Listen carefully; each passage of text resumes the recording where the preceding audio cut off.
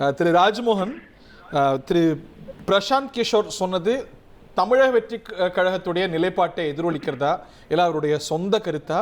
இதை நீங்கள் ஆமோதிக்கிறீங்களா, எதிர்க்கிறீங்களா, மறுக்கிறீங்களா? முதல்ல அனைவருக்கும் வணக்கம். பாகிஸ்தான் பிரதமர் முதல் பிரசாந்த் கிஷோர் வரை பேட்டி எடுத்த ஒரே தொகுப்பாளர் ஹரிஹரன் அவர்களுக்கு வாழ்த்துக்கள். யார் பிரசாந்த் கிஷோர் என்று பார்க்கிற பொழுது அவர் இந்த டொமைனுடைய ஒரு எக்ஸ்பர்ட். இந்திய அரசியல் நிலப்பரப்பில் ட்ரெடிஷ்னல் பாலிடிக்ஸை தாண்டி சோஷியல் மீடியா இன்ஃப்ளூயன்ஸ்டு சமகால பாலிடிக்ஸில் அவர் ஒரு மிகப்பெரிய பயோனியர். சரி, அவருக்கும் நமக்குமான என்ன தொடர்பு பார்க்கிற பொழுது எங்களுடைய ஆண்டு விழாவில் பங்கெடுத்த அவர் ஒரு ஸ்பெஷல் கெஸ்ட். அவர் எங்களோடு யார் என்று பார்க்கிற பொழுது அவர் ஒரு நட்பு சக்தி. அவர் ஒரு வியூக வடிவமைப்பாளரோ ஸ்ட்ராட்டஜிஸ்டோ அல்ல என்பதை அவரே உங்களுக்கு கிளாரிஃபை பண்ணிட்டாரு. அப்போ நாங்கள் யார்? அவர் நட்பு சக்தினா நாங்கள் யார்? மாற்று சக்தியா, புதிய சக்தியானா? நாங்கள் தான் முதன்மை சக்தி. அவருடைய த்ரூ அவுட் இன்டர்வியூவில் அவர் திரும்ப திரும்ப சொல்கிறது அதுதான். ஒரு எமர்ஜிங் பொட்டென்ஷியல் இருக்கக்கூடிய ஆன்டி இன்க்யூபன்ஸை அறுவடை செய்ய போகிற மிக முக்கியமான ஒரு இடத்துல நாங்கள் இருக்கிறோம்னு சொல்கிறார். நான் உறுதியாக சொல்கிறேன், நாங்கள் தான் இந்த சமகால தமிழ் அரசியல் நிலப்பரப்பில் முதன்மை சக்தி. அப்போ கூட்டணி வராதா அப்படின்னு நீங்கள் கேட்டீங்க. நான் கொஞ்சம் ரீவைண்ட் பண்ணி எங்களுடைய கொள்கை விளக்க திருவிழாவில் தலைவர் பேசுறதை யோசிச்சு பார்க்குறேன். அந்த கடைசி சில வரிகள் அவர் திரும்ப திரும்ப சொன்னது அதுதான்.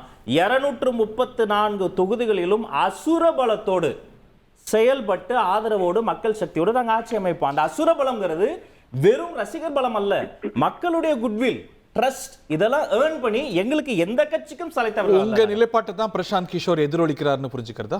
அதே அடுத்த லைன்ல அவர் என்ன சொல்றாரு, தேர்தல் நெருங்கும் போது எங்களுடைய செயல் திட்டத்தோடு யாராவது வரலாம் இல்லையா, எங்களை நம்பி வரலாம் இல்லையா, நாங்க அவர்களை அரவணைக்கலாம் இல்லையா, அப்படி வருகிற பொழுது அதிகார பகிர்வு பண்ணுவோம் என்று உங்க தலைமையிலையா?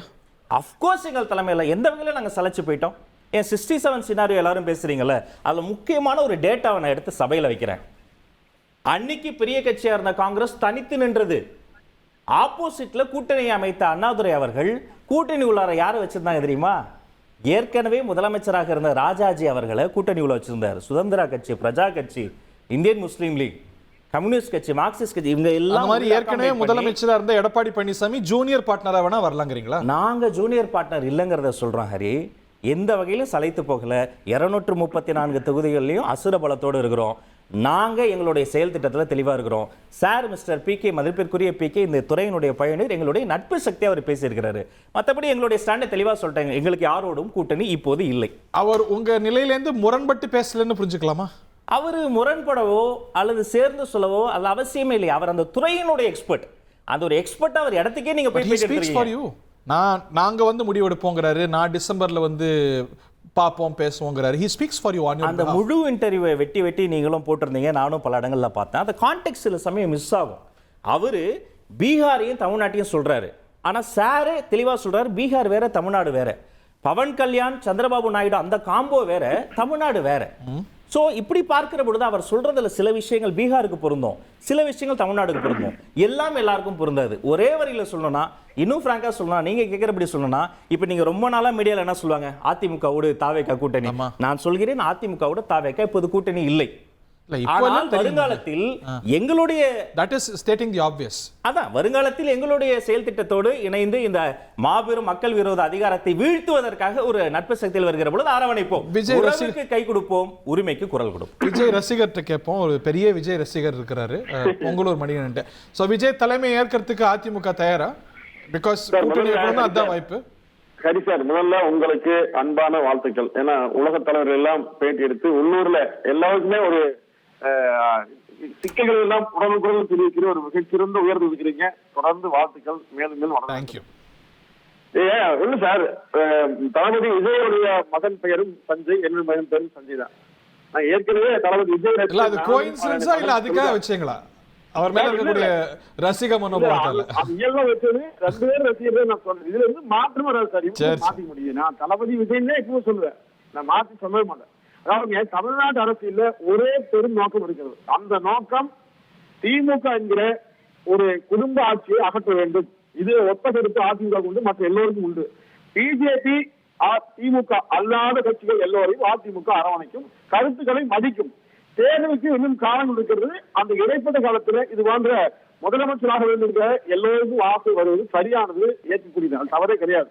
இப்போ மரியாதைக்குரிய தளபதி விஜய் அவர்களும் அந்த நோக்கத்தில் பயணிப்பதை பாராட்டுகிறோம். ஏன்னா திமுக ஆட்சியுடைய ஆபத்தை தமிழ்நாட்டு மக்கள் உணர்ந்திருக்காங்க. 24 கட்சியோடு சேர்ந்து பயணிக்கிறோம் என்று சாதி கட்சியை எல்லாம் இணைத்துக் கொண்டு திமுக இன்றைக்கு ஒரு மிகப்பெரிய கொடூரமான அரசியலை செய்து கொண்டிருக்கிறது. ஏன்னா 2010 அம்மா சொன்னாங்க, தலைவர்களும் கட்சிகளும் திமுக பக்கம், மக்கள் என் பக்கம் சொன்னாங்க. அதுதான் நடந்தது. முதலமைச்சர் வெற்றி திமுக எதிர்ப்பு சந்தர்ப்பம் பெற முடியல. ஆனா அவங்க 2011 எல்லாம் பேசுறீங்க, அவங்க 67 77 பேசுறாங்க. ஒரு அரசியல் மாற்றம், எங்க தலைமையிலேயே ஒரு புதிய சக்தியை எங்களால சாதிக்க முடியும் அப்படின்னு ஒரு நிலைப்பாடு எடுக்கிறாங்க. அவங்க வந்து கூட்டணி எல்லாம் இல்லாமலே ஒரு 118 மெஜாரிட்டி அடைய முடியும் அப்படின்னு கருத்தை எதிரொலிக்கிறாங்க. அது ஒரு பவர் பிளேவா பாக்குறீங்களா, இல்ல உங்களை உதறதா பாக்குறீங்களா? உங்க பார்வை என்ன?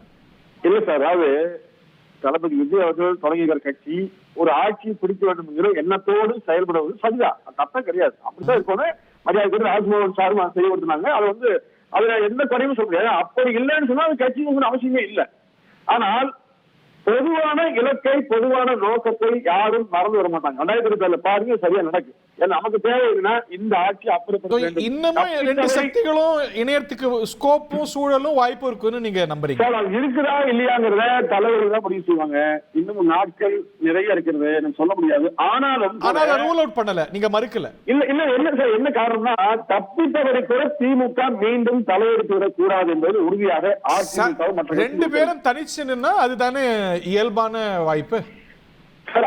அதை வந்து காலம் நிச்சயமாக சரியாக கணிக்கு மாற்றி அமைக்குங்க. காலத்தும் தெரிவிக்கணும். ஏன்னா நிச்சயம் சில நேரங்கள்ல நம்ம ஆபத்தை வந்து தேடி போகக்கூடாது. நம்ம எதை வேண்டாம் வைக்கிறோமோ அதுவே வந்துச்சுன்னா அதோட வீரியத்தை யாரும் உணராமலும் இல்லை. இது ராஜ்மோகன் அட்வைஸா சொல்றீங்களா? இல்ல சார், அட்வைஸ் இல்ல. அவங்க எடுக்கிறாங்க. திரு பிரசவ கிஷோர் நீங்க பேட்டியை பார்த்து தெளிவா நீங்க கேட்ட கேள்வி அருமையான கேள்வி கேட்டீங்க. அவன் சரியான பதில் சொன்னாரு. நான் நினைச்சேன் நீங்க பிரசாந்த் கிஷோர ராஜ்மோகன் எல்லாம் திட்டி தீப்பேங்கன்னு. இன்னும் கொஞ்சம் திக்கல. சார் இருக்கு சார், அது நல்ல நல்ல சகோதரர், நல்ல நண்பர். நான் ஒரு ரசிகர் விருப்பம் இல்ல. எதுக்காக பண்ண சொல்லுங்க ராஜ்மோகன் சார், அவசரப்படுறாங்க. ஹரிசார் கொஞ்சம் அது மாதிரி செய்வாரு, கொஞ்சம் பார்த்து பேசிக்குவேன். நான் வந்து அது மாதிரி எந்த சூழ்நிலையும் மாற்றி பேச முடியாது. ஏன்னா நான் ஒரு ரசிகர் தான். உண்மையிலே ஹரிசாருக்கு ஒரு தெளிவான பார்வை.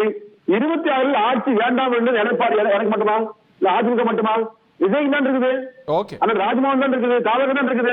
அப்போ அந்த இலக்கை அடைவதற்கு எதை செய்ய வேண்டும் என்பதை நீங்க போட்டியில் பார்த்து பிரசங்கம் செய்ய சொன்னார்.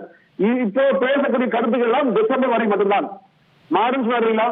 எல்லாமே மாற்றத்துக்குரியதா? செய்திகளை உடனுக்குடன் தெரிந்து கொள்ள உடனே சப்ஸ்கிரைப் பண்ணுங்க.